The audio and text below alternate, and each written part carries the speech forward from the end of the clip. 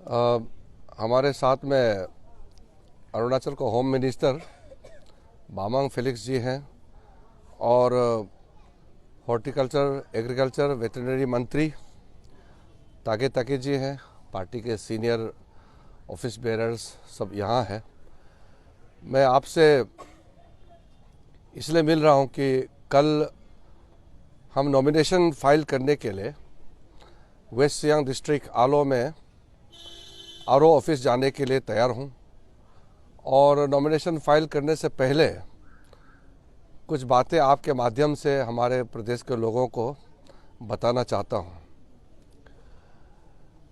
हमारे लिए बहुत ही गर्व की बात है कि मैं जब अपोजिशन में था, मेरे साथ में जब कोई सरकार के एमएलए, मिनिस्टर, कोई बड़ा बिजनेसमैन, कॉन्ट्रैक्टर ऐसा जब नहीं था, तब आम आदमी, युवाओं ने, गांव के लोगों ने और अलग अलग क्षेत्र में काम करने वाले सब ने ब्लेसिंग करके मुझे पार्लियामेंट में काम करने का मौका दिया। फिर 2014 में पहली बार मंत्री बनने का मौका मिला और मोदी जी के साथ में काम कर रहा हूँ अभी तक। आज मैं जब आपसे बात कर रहा हूँ, मेरा एक जिम्मेदारी है। हमारे नॉर्थ ईस्ट में 2 कैबिनेट मंत्री हैं। एक मैं हूँ, एक असम के भूतपूर्व मुख्यमंत्री सर्बानंद सोनोवाल। देश का कैबिनेट मंत्री होने के नाते मेरा विशेष जिम्मेदारी है। मैं इस जिम्मेदारी को समझते हुए अपने प्रदेश के लोगों को अपील करना चाहता हूं कि 19 अप्रैल में चुनाव होने वाले हैं, उसमें अच्छी तरह से अपने अपने पार्टी का मुद्दा लेकर के लोगों के बीच में जाना चाहिए।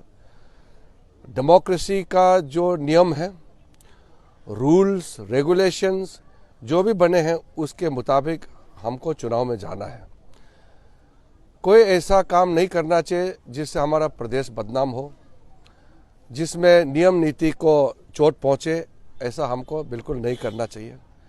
लोकतंत्र में हर एक लोगों को अपने अपने बात बोलने का अधिकार है और फैसला जनता देता है। इस समय कभी कभी सोशल मीडिया के इस दौर में कभी कभी अपना बात बोलते बोलते दूसरा को चोट पहुंचाने के लिए, दूसरों को नुकसान पहुंचाने वाले बात कभी कभी हो जाता है गलती। जितना कैंडिडेट्स है, मेरा अपील है कि हम अपने बात रखते हुए ये चीज़ हम ध्यान में रखें कि दूसरा को नुकसान पहुंचाने वाले बात ना करें, हम झूठ का सहारा ना लें और किसी को गाला गाली दे करके ऐसा बात ना करें जिससे टेंशन पैदा हो और समाज में सौहार्द जो बना है उसको बिगाड़ने वाला काम ना करें। ये सब का जिम्मेदारी है। मेरे ओर से मैं अपने भारतीय जनता पार्टी के जितने कैंडिडेट्स हैं, मैं सबको अपील किया हूं। पहले भी उस दिन कैंडिडेट लोगों से बात करते हुए हमने अपील किया है। अभी फिर मैं कह रहा हूं, बीजेपी का जितना कैंडिडेट्स और बीजेपी का जितना कार्यकर्ता है, हमारे ओर से हम गलत काम नहीं करना है। एक भी वायलेंस का घटना नहीं होना चाहिए हमारे ओर से और इलेक्शन रूल्स ब्रेक नहीं करना है, नियम से चलना चाहिए, तब जाकर के चुनाव अच्छा होता है। जब हम चुनाव में जाते हैं तो अपना अपना इलेक्शन मैनिफेस्टो लेके जाते हैं। हमारे पार्टी का इलेक्शन मैनिफेस्टो आने वाले हैं, स्टेट का भी और सेंट्रल का भी।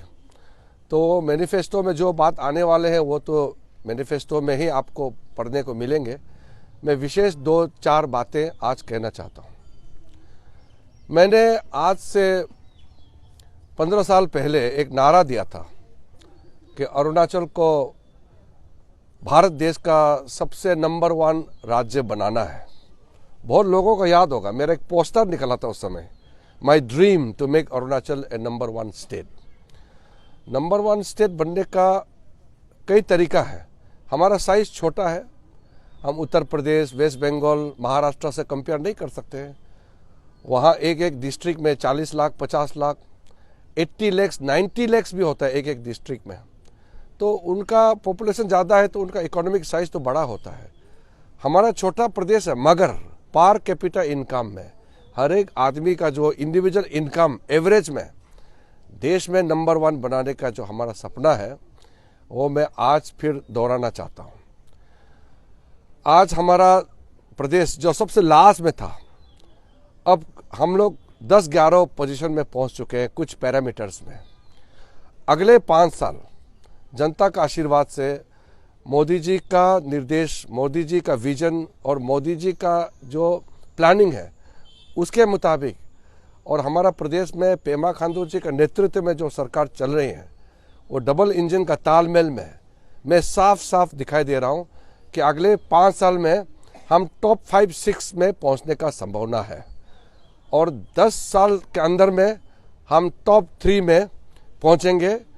हमारे यहाँ जितना प्रोजेक्ट्स चल रहा है, बड़े बड़े परियोजनाएं जो चल रहे हैं, वो सब कमीशन होने के बाद हम टॉप 3 में पहुँचेंगे, ऐसा मेरा आज विश्वास है। हमारा प्रदेश में आज के दिन एवरेज में भारत सरकार का सबसे ज़्यादा पैसा अरुणाचल प्रदेश को मिलता है per capita. 14th finance commission के बाद जो सिस्टम चेंज हुआ है मोदी जी के नेतृत्व में, फाइनेंस कमीशन का जो एक्सेप्ट किया हमारा कैबिनेट ने, उसके मुताबिक per capita central development funds जो देते हैं स्टेट्स को, उसमें हाईएस्ट अरुणाचल प्रदेश को मिलता है। आज पर मंथ अरुणाचल प्रदेश को लगभग कभी 21,000 कभी 22,000 तक का मिलता है। 2011-12 में अरुणाचल प्रदेश का टोटल डेफिसिट लगभग 10,000 करोड़ हो गया था। यानी कि अरुणाचल के लोग, हम लोग जो घूमते हैं ना, हम लोग कर्जा में थे। रिजर्व बैंक ऑफ इंडिया ने कर्जा देने के लिए मना कर दिया था, और जो एम्प्लॉयज़ हैं उन लोगों का सैलरी मिलने का भी मुश्किल हो गया था। लेकिन 2014 में मोदी जी प्रधानमंत्री बनने के बाद एक झटके में पॉलिसी चेंज करके अरुणाचल को इतना सपोर्ट मिला कि आज अरुणाचल प्रदेश का कोई भी डिपार्टमेंट का रेगुलर एम्प्लॉयज़ अपना सैलरी के लिए इंतज़ार करने की जरूरत नहीं है। ऑफिस का गाड़ी खर्चा के लिए, पोल एक्सपेंसेस के लिए, पेपर, कुर्सी, टेबल, बिजली, पानी, कोई क्राइसिस नहीं है। यहाँ तक कि जो पैसा बचता है उससे हमारा वेलफेयर स्कीम्स है, एजुकेशन, हेल्थ, बाकी स्कीम का सारा सपोर्ट अभी स्टेट गवर्नमेंट पेमा खांडू सरकार देता है। उसके अलावा कई सारा जो काम चल रहा है, मैं बहुत डिटेल में नहीं जाऊंगा, लेकिन मैं जो मोटा मोटा ये कहना चाहता हूँ कि आज इंफ्रास्ट्रक्चर की दृष्टि से इंडिया में हाईएस्ट एलोकेशन अरुणाचल प्रदेश को मिला है। भारत का सबसे डिफिकल्ट रोड इंफ्रास्ट्रक्चर आज तक के इतिहास में सबसे बड़ा और सबसे तकलीफ सिंगल रोड प्रोजेक्ट वो अरुणाचल में अभी अप्रूव हो गया है, फ्रंटियर हाईवे। ये हमारा सपना था। ये सपना जब मैं ऑपोजिशन एमपी था 2004 में, तब देखा था कि अरुणाचल में चाइना बॉर्डर के साथ में ऐसा एक तो हाईवे बनाना चाहिए था। कांग्रेस पार्टी और कुछ लोग ने मजाक उड़ाया था कि पहाड़ जंगल में कैसे हाईवे बनाएगा। ईटानगर में हाईवे नहीं था, लेकिन आज ईटानगर छोड़िए, जितना हमारा डिस्ट्रिक्ट हेडक्वार्टर में डबल लेन रास्ता पहुंच करके अब हम चाइना बॉर्डर तक में हाईवे का स्कीम ले जा रहे हैं। इसी प्रकार से गांव-गांव तक रास्ता पहुंचाने के लिए, और छोटा छोटा गांव में भी बॉर्डर एरिया में वाइब्रेंट विलेज के मुताबिक हाईएस्ट फंड एलोकेशन फिर अरुणाचल प्रदेश को मिला है। आज चाइना बार बार ऑब्जेक्शन करता है कि नरेंद्र मोदी जी का सरकार बॉर्डर एरिया में इतना इंफ्रास्ट्रक्चर क्यों बना रहा है, ये चाइना कंप्लेन कर रहा है। आप सबको मालूम है अभी चाइना और इंडिया के बीच का जो आज जो बातचीत चल रहा है उसमें सबसे बड़ा मुद्दा एक ये है कि चाइना ने ऑब्जेक्शन रेज किया कि अरुणाचल का बॉर्डर एरिया में इतना इंफ्रास्ट्रक्चर क्यों बना रहा है। एक ज़माने में कांग्रेस पार्टी ने बॉर्डर एरिया के लिए कुछ भी नहीं देता था। हमारा बॉर्डर एरिया को कांग्रेस पार्टी ने छोड़ दिया था। कांग्रेस पार्टी का डिफेंस मिनिस्टर ने पार्लियामेंट में एडमिट किया कि ये कांग्रेस का नीति पॉलिसी था कि बॉर्डर एरिया को डेवलप नहीं करना है, बॉर्डर एरिया में रास्ता बनेगा तो चाइना उस रास्ता से आएगा। ऐसा कांग्रेस का पॉलिसी था, उसको मोदी जी ने खत्म करके बॉर्डर एरिया में टनल बना रहा है, रोड बना रहा है, ब्रिजेस बना रहा है। रिकॉर्ड जो लास्ट 60 इयर्स में कांग्रेस ने जो किया है उसका 100 टाइम्स मोदी जी ने 10 साल के अंदर में किया है, और बहुत चीज अभी पाइपलाइन में है। उसके बाद में आज हमारे अरुणाचल के युवाओं के लिए, आम जो हमारा आदमी के लिए, खास करके जो यूथ है, एजुकेटेड यूथ, अनएम्प्लॉयड को इंटीग्रेट करने के लिए हमारा ठोस प्लान जारी है। अभी तक हम लोग बेसिक सुविधा, बिजली, सड़क, पानी का बारे में बात कर रहा था, क्योंकि पहले वो नहीं बना, इसलिए आज बिजली, पानी, सड़क आज हम लोग बना रहे हैं। रोटी, कपड़ा, मकान का काम हम लोग आज कर रहे हैं, लेकिन वो ऑलमोस्ट कंप्लीट हो गया। हमारा नेक्स्ट टर्म 2024 शुरू होते ही पहला हमारा टारगेट होगा युवाओं का एम्प्लॉयमेंट के लिए, इनकम जनरेशन के लिए, इंडस्ट्रियलाइजेशन के लिए, और रूरल एरिया में सेल्फ एम्प्लॉयमेंट जनरेशन करने के लिए यूनिट बनाना, ये हमारा प्राथमिकता रहेगा। अभी 3 दिन पहले मेरे पास नए मंत्रालय मिला। आदरणीय प्रधानमंत्री जी ने फूड प्रोसेसिंग इंडस्ट्रीज का मिनिस्ट्री मुझे सौंपा है। मैं यहाँ आने से पहले अपने अधिकारियों को निर्देश दे के आया कि ये इलेक्शन, हम लोग कैंपेन में जा रहे हैं, नॉर्मल कामकाज चलते रहेंगे, लेकिन ये 2 महीने के अंदर जब हम लोग इलेक्शन में बिजी है, 2 महीने में ब्लूप्रिंट तैयार रखो। अरुणाचल प्रदेश में हमारे यहाँ फल होता है, फ्रूट्स, ऑरेंज होते हैं, कीवी होते हैं, नाशपाती होते हैं, अनारस होते हैं, अलग अलग प्रकार का हमारा फ्रूट्स है, वेजिटेबल्स है, हर्बल्स खाने पीने का हमारे यहाँ पैदा होते हैं। सबका प्रोसेसिंग के लिए, वैल्यू एडिशन के लिए, इनकम जनरेशन, महिलाओं के लिए घर बैठे बैठे कमाने के लिए, बॉर्डर एरिया वाला अपना खाने पीने के लिए और यहाँ सप्लाई करने के लिए, यूनिट बिठाने के लिए, सारा प्लान तैयार करने के लिए ऑलरेडी मेरा तरफ से निर्देश दे दिया है। जो नया मंत्रालय मिलते ही उसका देश को सेवा करने के लिए और मेरा प्रदेश के लिए मैंने ब्लूप्रिंट तैयार कर दिया है। जो भी मिनिस्ट्री आज तक मुझे मिला है, मैंने देश को सेवा किया है, अपना प्रदेश को सेवा किया है। संक्षेप में मैं बताना चाहता हूँ, जब मैं MOS होम थे उस समय बॉर्डर एरिया का जो फंड्स है उसमें लगभग 100 टाइम्स हमने इम्प्रूव कराया। अभी बॉर्डर एरिया में मैक्सिमम जो छोटा छोटा जो स्कीम्स चल रहा है वो बॉर्डर एरिया डेवलपमेंट में हमारे समय में जो दिया है उसका वजह से काम हुआ है। NDRF का हेडक्वार्टर हमने अरुणाचल में लाया। इंडिया में सिर्फ NDRF का 2 हेडक्वार्टर नया बनाया था, एक बनारसी मोदी जी का पार्लियामेंट लोकसभा क्षेत्र में और एक मेरे लोकसभा क्षेत्र में, 2 हमने लाया। वो अभी करोड़ों का काम अभी कंस्ट्रक्शन चल रहा है, और कहीं भी कुछ भी नदी में, पहाड़ में कहीं भी कुछ गतिविधि होता है, एक्सीडेंट होता है, तो NDRF वाले तुरंत पहुंच जाते हैं। वो हमारे वजह से लाया है। 43 एडिशनल बॉर्डर आउटपोस्ट जो सैंक्शन किया हमारे समय में मोदी जी के आशीर्वाद से, वो अभी सारा कंस्ट्रक्शन चल रहा है बॉर्डर एरिया में। उसी प्रकार से film and television institute, Arun Prabha, आज हमारा कई युवा सीरियल बना करके अरुण प्रभा चैनल से अपना प्रोग्राम दिखाते हैं, 1-2 रुपया भी मिलता है, स्लॉट्स मिलता है। ये मोदी जी का आशीर्वाद से अरुण प्रभा पहला सेपरेट चैनल अरुणाचल प्रदेश को दूरदर्शन के माध्यम से दिया है। फिल्म एंड टेलीविजन इंस्टीट्यूट जो अभी कंप्लीट होने वाले हैं, ये सिर्फ अरुणाचल के लिए नहीं, ये नेशनल सेंटर है। हमारे मंत्री बनने से पहले कोई सोच भी नहीं सकता है कि अरुणाचल प्रदेश में फिल्म टेलीविजन इंस्टीट्यूट आएगा, और आज ये इंस्टीट्यूट बहुत सुंदर यहाँ जोते एरिया में बना करके अभी काफ़ी एडवांस स्टेज में है। उसी प्रकार से ITBP का नॉर्थ ईस्ट का फ्रंटियर हेडक्वार्टर को मैंने शिलोंग से शिफ्ट करके ईटानगर में लाया है। लिखावाली में एडिशनल सेक्टर हेडक्वार्टर DIG बैठने का खोला है। उसी प्रकार से बासर में, आलो में, मेचुका में, तकसिंग तरफ में, सरली तरफ, हुरी तरफ या वेस्ट कामिंग, ईस्ट कामिंग, हर जगह में जो बॉर्डर आउटपोस्ट खोला है उसमें हमारा बॉर्डर फोर्सेस के लिए काफ़ी सुविधा क्रिएट किया है। वो अंत में जाकर के जनता को लाभ मिलेगा। इस तरह का कई कार्यक्रम मैं एमओएस होम रहते समय काम किए हैं। उसके बाद जब मैं मिनिस्टर यूथ अफेयर्स स्पोर्ट्स बना, उसके बाद आयुष मिनिस्टर बना। आयुष मिनिस्टर बनते ही मैंने पासीघाट का जो आयुर्वेदिक सेंटर को कॉलेज का दर्जा दिया।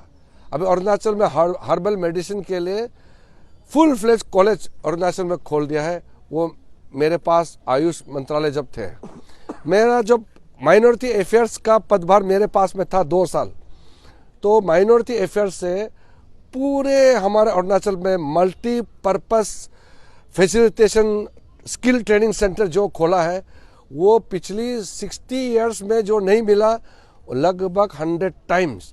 वो लिस्ट आप लोग कलेक्ट करके देख लीजिए कि कितने जगह में मल्टीपर्पस सेंटर्स, खास करके हमारे क्रिश्चियंस के नाम में, बुद्धिस्ट के नाम में, माइनॉरिटी जो कम्युनिटी के लिए ये सुविधा दिया गया है। उसके अलावा हमारे जब यूथ अफेयर्स स्पोर्ट्स मिनिस्ट्री का पदभार संभालते ही अरुणाचल प्रदेश में टोटल 52 स्पोर्ट्स का इंफ्रास्ट्रक्चर हमने दिया है। 60 इयर्स में 5 फैसिलिटी नहीं मिला और हमने 5 साल के अंदर में 52 स्कीम्स दिया है। आज मल्टीपर्पस इंडोर स्टेडियम बनाया जा रहा है, आउटडोर स्टेडियम बनाया जा रहा है, अलग अलग स्पोर्ट्स सेंटर खोला जा रहा है। फर्स्ट टाइम अरुणाचल में national centre of excellence sports का सेंटर खोला है, स्पोर्ट्स अथॉरिटी ऑफ इंडिया का, और वहाँ से आज हमारा अरुणाचल के बच्चे और देश के लोग यहाँ ट्रेन करते हैं, बॉक्सिंग में, वुशु में, हमारे हॉकी में, और कई ज़्यादा स्पोर्ट्स में, आर्चरी में, और भी हम कोशिश कर रहे हैं लाने के लिए। आज हमारा अरुणाचल का जितना डिस्ट्रिक्ट हेडक्वार्टर है, सब में ओपन जिम का पैसे दिया है, और आज वहाँ लोग अपना फिटनेस के लिए वहाँ जा कर के यूज़ करते हैं।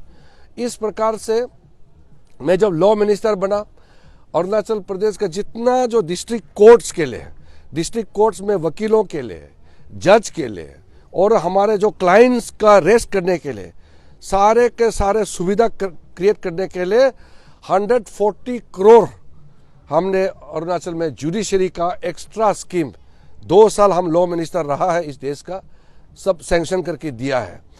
ईटानगर में हमारा हाई कोर्ट परमानेंट बेंच के लिए अलग से इंफ्रास्ट्रक्चर क्रिएट किया जा रहा है।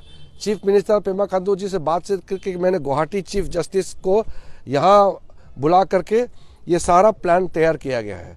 हमारे समय में गुवाहाटी हाई कोर्ट का जजेस का संख्या को 21 से हमने 30 बढ़ाया, और 3 जज अरुणाचल के लिए रिजर्व रखा है। अभी से हमेशा गुवाहाटी हाई कोर्ट में अरुणाचल का 3 जज हमेशा रहेंगे। ये हिस्टोरिक डिसीजन हमारे समय में दे के गया है, और आज हमारा अरुणाचल का 3 हाईकोर्ट जज बने हैं। ये सारे चीज़ बहुत मामूली नहीं होता है, बताने के लिए तो इतना समय लगेगा, मैं बहुत डिटेल में नहीं बता रहा हूँ। और अब मैं अर्थ साइंस का और फूड प्रोसेसिंग इंडस्ट्रीज का मंत्री होने के नाते मैंने फूड प्रोसेसिंग का तो आपको बता दिया कि इलेक्शन खत्म होते ही क्या क्या करना है, पूरा रोड मैप तैयार हो गया। अर्थ साइंसेस में भी अर्थ क्विक मेजरमेंट करने का हेडक्वार्टर दापोरिजो में, बोमदिला में, और हमारा हर डिस्ट्रिक्ट हेडक्वार्टर का पूरा कोई इनॉग्रेशन हो गया, कोई बना रहा है। डॉपलर स्टेशन, ये बारिश, तूफान, आंधी का जो मेजरमेंट करने के लिए, प्रेडिक्शन करने के लिए सारा जो हमारा इंस्ट्रूमेंट है, उसका नया हम फिर से हर डिस्ट्रिक्ट हेडक्वार्टर में लगाने के लिए, और 3 डॉपलर वेदर राडर बड़ा जो एंटीना लगता है, उसका 3 का ऑलरेडी सैंक्शन कर चुका है। तो जिस मंत्रालय में मैं बैठता हूँ, वो मैं देश के लिए सेवा तो करता ही हूँ, लेकिन हमारा प्रदेश के लोगों के लिए अलग से मैं व्यवस्था करता हूँ। ये मैंने एक एग्जाम्पल के तौर पर बताया, लेकिन आपका एमपी होने के नाते मुझे संतुष्ट है कि एक ज़माने में जब हम लोग पार्लियामेंट में जब अरुणाचल का एमपी दिखाई नहीं देता था, एक दिन आपका साथी सीनियर जो हमारे बीच में नहीं है, तारो चातुंग ने मुझे 2004 में पूछा था कि कभी अरुणाचल का एमपी भी दिल्ली में दिखाई देगा क्या। आज वही एमपी अरुणाचल का आज सिर्फ दिखाई नहीं देता है, बल्कि मोदी जी का साथ बैठ करके देश चलाता है। ये सब जनता का आशीर्वाद से संभव हुआ है। अगर जनता हमको आशीर्वाद नहीं देते, इतने हजारों लाखों लोग मुझे समर्थन नहीं करते तो आज हम इस पोजीशन में कभी नहीं पहुंचते। इसलिए हम हाथ जोड़ जोड़ करके भीख मांगने का जो काम करते थे उस ज़माने में, मैं ओपोजिशन एमपी होकर के कितना हंगामा करते थे, लेकिन आज हमको भीख मांगने का जरूरत नहीं है। आज मोदी जी का आशीर्वाद से अरुणाचल को जो कुछ चाहिए आज मिल रहा है। अब इस इलेक्शन के बाद हम लोग युवाओं का एम्प्लॉयमेंट जनरेशन, बॉर्डर एरिया में हम लोग बेसिक सुविधा क्रिएट करने के लिए रोड मैप और महिलाओं के लिए स्पेशल एक हम लोगों का एक प्लान रहेगा। और एजुकेशन हेल्थ सेक्टर को एडिक्वेटली सपोर्ट करके सेल्फ सफिशिएंट बनाने के लिए जो प्राथमिकता है, ये सारा रोड मैप कागज में भी और मेरे दिमाग में भी सब तैयार हो चुके हैं। कल हम नॉमिनेशन देने के बाद मैं पहले जैसे हर गांव हर जगह पहुंच नहीं पाऊंगा, क्योंकि जिम्मेदारी बढ़ गया और सब लोग मुझे जानते हैं। मैं हर गांव हर जगह पहले जब मैं एमपी थे तो मैं गया हुआ हूं, सबसे मेरा मुलाकात हो करके समस्या के बारे में मुझे जानकारी है। मैं आपके माध्यम से हमारा अरुणाचल के लोगों को अपील करना चाहता हूं कि जितना आप सीनियर हो जाते हैं, जिम्मेदारी बढ़ जाता है तो उतना ही बिजी हो जाता है, लेकिन मेरे बिहाफ से आप गांव-गांव में अपील करके लोगों को ज़्यादा से ज़्यादा समर्थन कैसे दिलाना है, वो अवेयरनेस हमारा बिहाफ से आप काम करना है। और जो मेरे साथ में जो बाकी अपोजिशन पार्टी के जितने भी कैंडिडेट्स हैं उनको मैं शुभकामनाएं देना चाहता हूं, लेकिन मैं अपील भी करना चाहता हूं कि हो सके तो हमारा साथ दीजिए, क्योंकि काम तो हमको ही करना है। मोदी जी के आशीर्वाद से दिल्ली में जो भी अरुणाचल के लिए व्यवस्था करना है वो हमको ही सोचना है। इसलिए सब समर्थन देंगे तो तालमेल में काम करेंगे तो अच्छा होगा। अंत में मैं महत्वपूर्ण अपील करना चाहता हूं कि वोट जो है कोई धर्म के नाम से, जाति के नाम से, क्लैन के नाम से ये ना करे, ये बहुत डेंजरस है। लोकतंत्र में अगर धर्म को आप पॉलिटिक्स में डाल देंगे, जाति को पॉलिटिक्स में डालेंगे और क्लैन को आप पॉलिटिक्स में डालेंगे तो आगे जाकर के समाज के लिए बहुत बड़ा दिक्कत खड़ा हो जाएगा। मुझे किसी ने बताया कि यहाँ अरुणाचल में अरुणाचल क्रिश्चियन फोरम ने अपील किया है, बोलता है कि बीजेपी को वोट नहीं देने के लिए। अरुणाचल में जितना चर्च बनाने के लिए किरण रिजिजू ने जितना मदद दिया, किसी ने नहीं दिया है। पिछले 10 सालों में जितने भी हजारों, लगभग 20,000 से ज़्यादा FCRA बंद हुआ था, अलग अलग संगठन, सारे धर्म का, सोसाइटी का, सब बंद हो गया। अरुणाचल का क्रिश्चियंस का जितने भी जो मेजर FCRA का जो भी केसेस सामने में आया, सबको हमने पर्सनली खोलने में मदद किया है। तो क्रिश्चियंस कम्युनिटी के लिए, क्रिश्चियनिटी के लिए मैं चर्च में जाता हूँ, उनके कोई भी कागज आता है मैं मदद करता हूँ। तो ऐसा में अगर हमारा खिलाफ अगर अपील करेंगे, ये कितना गलत काम होगा आप सोच के देखिए। पूरा देश मोदी जी के नेतृत्व में जा रहा है, अमेरिका से लेकर के रशिया से लेकर के ऑस्ट्रेलिया, जापान, सब मोदी जी के नेतृत्व में तालमेल में काम कर रहा है।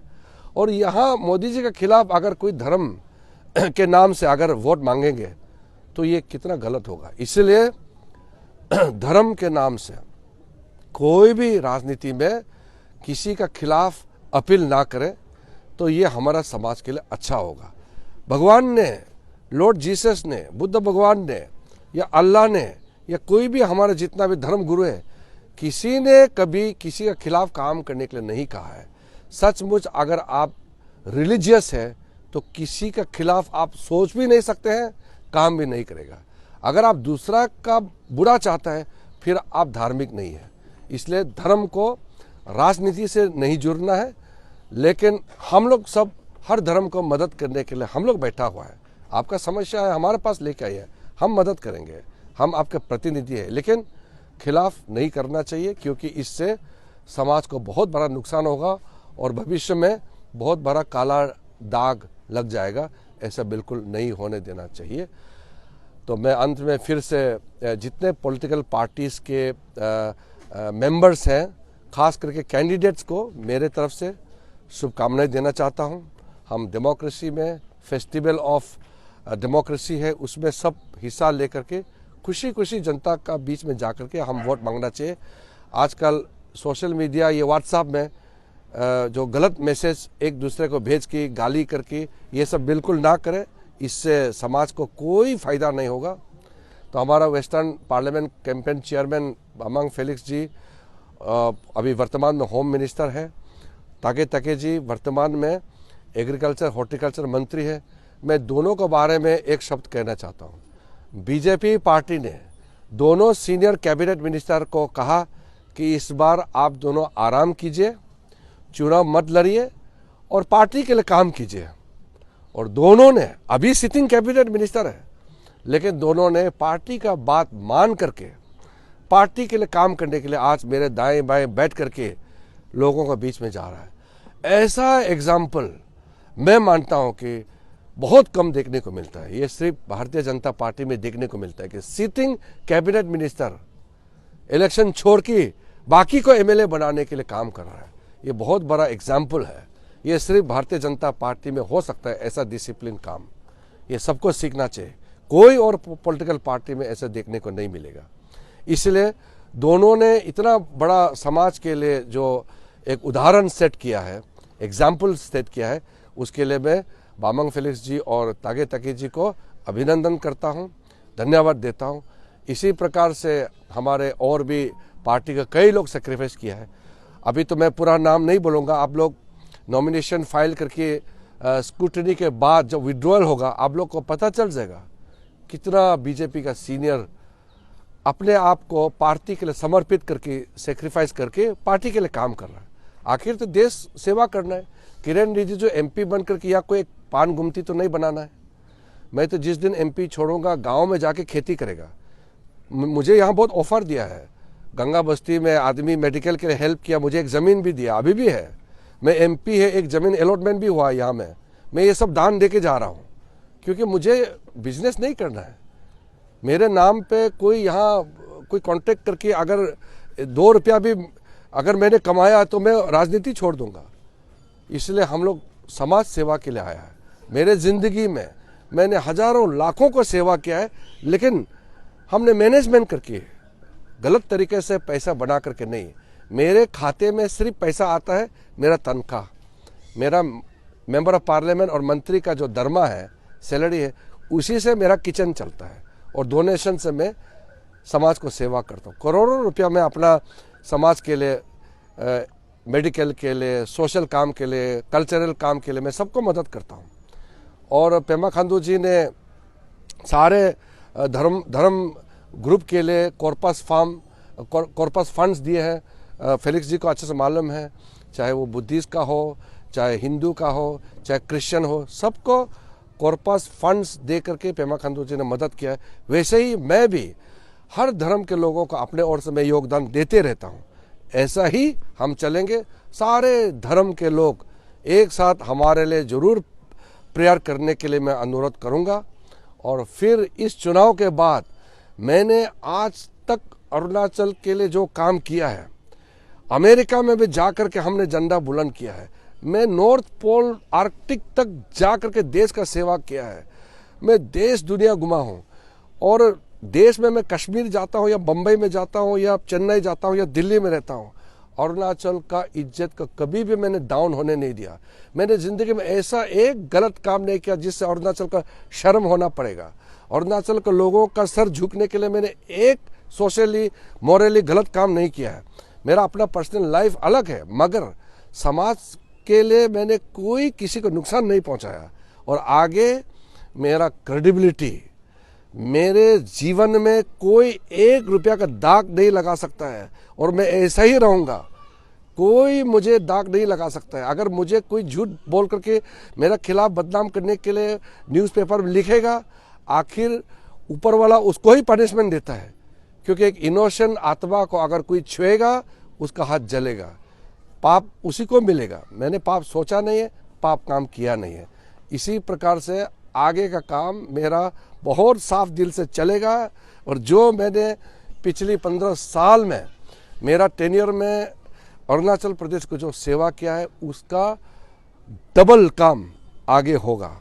और जो अभी नए नए बच्चे हैं जो अभी 20 साल 25 साल हुए हैं, उनको मालूम नहीं होगा जब मैं एमपी नए नए बने थे उस समय अरुणाचल क्या हालत था।